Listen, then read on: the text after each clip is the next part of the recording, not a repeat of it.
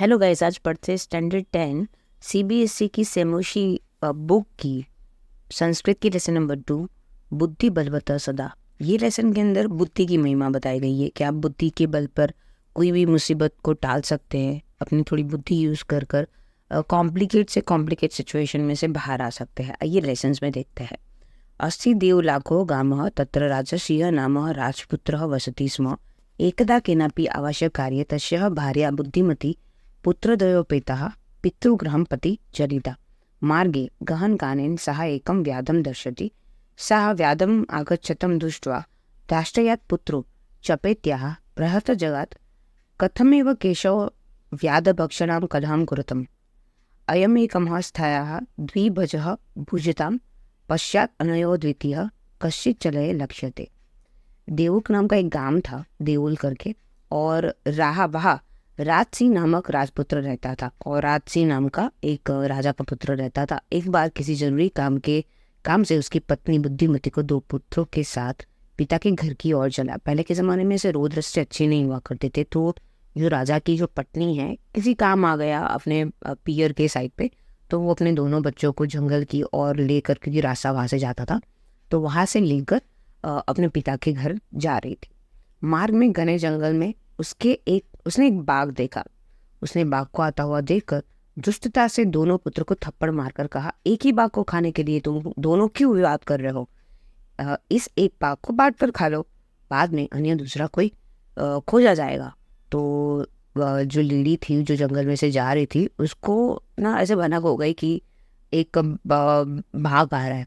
तो अभी वो सिचुएशन में बचने के लिए वो क्या करेगी, तो उसने क्या किया, अपने दोनों बच्चों को जोर से चाटा मार दिया और बोला कि तुम शोर मत करो, झगड़ा मत करो, तुम ना अभी एक ही बाघ को बांट के खा लो, एक बाघ के लिए क्यों मगजमारी कर रहे हो, तुम आधा आधा करके खा लो, ठीक है, और वैसे करके दूसरा जो होगा हम लोग बाद में खोज लेंगे बाघ, अभी एक बाघ में काम चला लो। तो ये सुनकर बाघ थोड़ा आश्चर्यचकित हो गया। वो नेक्स्ट पैराग्राफ में देखते हैं। इति श्रुत्वा व्याघमारिः काशीद्यं मिति मत्वा व्याधो भयाकुलचितो नष्टः निबुद्धयः विमुक्ता सा भयाद् व्याधस्य भामिनी अन्योदपि बुद्धिमालोक्य मुच्यते महतो भयात्। भयाकुलं व्याधं दृष्ट्वा कश्चिद्धृतं शृंगारहसनः भवान् कुतः भयातः पलायित। ऐसा सुनकर यह कोई बाघ को मारने वाली है, यह मानकर बाघ भय से व्याकुल चिंता वाला होकर भाग गया। वह स्त्री अपनी बुद्धि द्वारा बाघ से बच गई। अन्य बुद्धिमान भी इसी तरह अपनी बुद्धि से इस संसार में महान भय से छूट जाते हैं। भय से व्याकुल बाघ को देखकर कोई धूत सियार हंसते हुए बोला, आप कहाँ से डर कर भागे हो? अभी ये जो सिचुएशन वो हम लोगों ने आगे पढ़ा कि जैसे दोनों बच्चों को थप्पड़ मारा और बोला कि यार तो अभी एक से काम चला लो, तो वैसे करके ना बाघ बड़ा हैरान हो गया कि भाई ये तो अभी आएगी और मेरे को मार डालेगी, मेरे बाद फिर किसी और बाघ को मार डालेगी। तो वो अपने जान बचाकर जंगल की ओर भागा। जब जंगल की ओर भागता है तो उसको रास्ते में शियार मिलता है और वो हंसते हंसते बोलता है कि आप कहाँ भाग रहे हो? अभी देखने जाएंगे ना तो आप बुद्धि से टैकल करके आप कोई भी मुसीबत, महान से महान कार्य को हासिल कर सकते हो। राइटर का कहने का मतलब यहाँ पे ये है। व्याध गच्छ गच्छ जम्बुकः त्वमपि किंचित गुड प्रदेशम यतो व्याध मारिति या शास्त्रे श्रूयते तहात् हन्तु मारब्धम परम गृहीत करः जीवतो नश्च शीघ्रमा तद्गतः। शृंगार व्याध त्वया महाकोटुकम् आवेदितं नरुमाशुदापि बिभेषि। व्याधः प्रत्यक्षमेव मया सात्मः पुत्रावेकेः कशो माम तु कलहाय मानव चपेताया प्रहंति दुष्टा। बाघ, जाओ जाओ शियार, तुम भी किसी गुप्त स्थान में छिप जाओ, क्योंकि मैंने जिस बाघ मारने वाली के विषय में शास्त्र में सुना था, परंतु अपनी जान हथेली पर रखकर मैं उसके आगे से तेजी से शीघ्र भाग आया। शियार, हे बाघ, तुमने बहुत आश्चर्य की बात बताई है कि तुम मनुष्य से भी डरते हो। बाघ, मैंने सामने से ही उसके दोनों पुत्र मुझे एक एक खाने के लिए विवाद कर रहे थे, मेरे द्वारा वह दोनों को एक एक चाटा मारते हुए देखी गई। तो बाघ बोलता है कि यार शियार, तुम भी भाग जाओ कहीं पे, खोपचे में जाके, खिने में जाके छुप जाओ कहीं पे, क्योंकि मैंने शास्त्र में पढ़ा था कि ऐसी लेडी होती है, ऐसी औरतें होती है जो बाघ को मार डालती है, और मैं अपनी जान को हथेली पर लेकर मैं यहाँ पे भाग आया हूँ, तुम भी भाग जाओ। शियार बोलता है कि यार तुम कैसे इंसान हो, मनुष्य से डरते हो, मनुष्य बड़ा ही ना चतुर इंसान है और शियार खुद ही बहुत चतुर होता है, आपको पता ही है।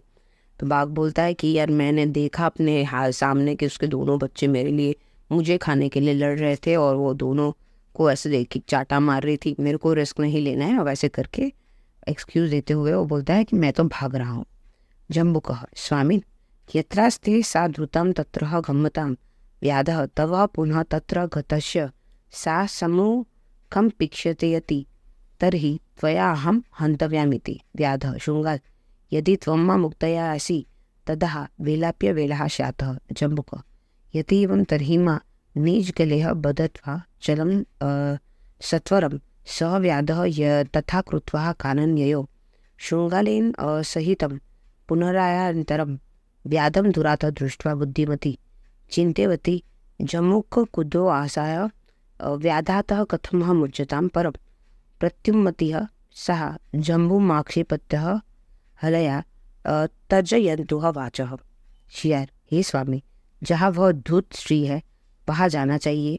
बाघ तुम्हारे फिर से वहाँ जाने पर यदि वह सम्मुख देखे भी तो मुझे मार देना। बाघ शियार तुम मुझे छोड़कर जाते हो तब समय भी कुसमय हो जाएगा। शियार यदि ऐसा हो तो मुझे गले में बांधकर शीघ्र चलो। वह बाघ वैसा ही करके जंगल को गया।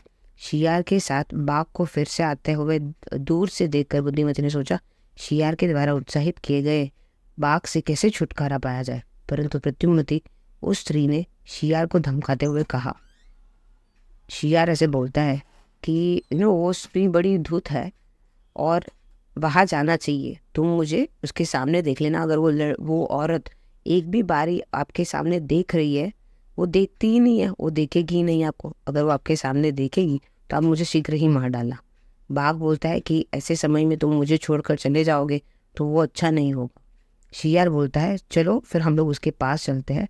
अभी जो औरत होती है वो शियार और बाघ को आते हुए देख लेती है और वो सोचने लगती है कि अब ये मुसीबत से कैसे छुटकारा पाया जाए। तो प्रत्युम्मति शियार को धमकाते हुए जोर से बोलती है रे रे धुत्वयः ततं मयमा व्याधत्रयः पुरा विश्वादेमकः मान्य कथं यातिः वधादुना इत्युक्त्वा धाविता दृढं व्याधमार्य भयङ्करः व्याधोऽपि सहसा नष्टं गलाबद्धः शृङ्गालकम्। एवं प्रकारेण बुद्धिमती व्याधजागः भयात् पुरन्ति मुक्ता भवतः अतः एवं उच्यते बुद्धिबलवती है तन्वी सर्वकार्येषु सर्वदा। अनुवाद देखते हैं। अरे अरे धूत, तूने मुझे पहले 3 भाग दिए थे, आज विश्वास दिलाकर के भी इस बार एक ही लेकर आया। अब बोला ऐसा कहकर बाघ को मारने वाली भय को उत्पन्न करने वाली शीघ्र दौड़ी। अचानक बाघ भी गले में बंधे हुए शियार को लेकर भागा। इस प्रकार से बुद्धिमती बाघ के भय से फिर भी मुक्त हुए। अतः वह कहा कि हे कोमलांगों वाले, सदैव सभी कार्यों में बुद्धि की बलवती होती है। यहाँ पे क्या हुआ कि जैसे दोनों ने प्लान बनाया था कि उसको गले में लटका के जाना है, मतलब जो शियार है वो बाघ को गले में लटका के वहाँ पे जाएगा, ठीक है। तो अभी इस बारी जो औरत है उसने सोचा कि थोड़ा और ट्रिक किया जाए। तो उसने बोला अच्छा शियार, तूने मुझे बोला था कि तू 3 बाघ लाएगा लेकिन तू एक ही लेके आया, मैं इस बारी नहीं चलाऊंगी। वैसे करके वो नाटक करती है, लेकिन जो बाघ होता है ना ऑलरेडी पहले से डरा हुआ होता है।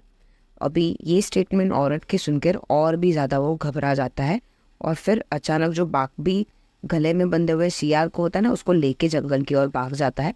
और इस हिसाब से वापस से बुद्धिमती इस बारी भी बाघ और शियार के चुंगल में से बचने के लिए सफल हो जाती है। इसीलिए कहते हैं कि बुद्धि हर कार्य में बलवती होती है। उसके होने से, मतलब बुद्धिवान होने से आप कोई भी असंभव कार्य और कोई भी प्रॉब्लम से बाहर निकल सकते हो। होपफुली आपको समझ में आ गया होगा। Thank you so much. अभी तक आपने हमारी चैनल को सब्सक्राइब नहीं किया है तो सब्सक्राइब आइकन को क्लिक करके सब्सक्राइब कर दीजिए। कमेंट में ज़रूर बताइए वीडियो आपको कैसी लगी और लाइक करना मत भूलिएगा। Thank you so much.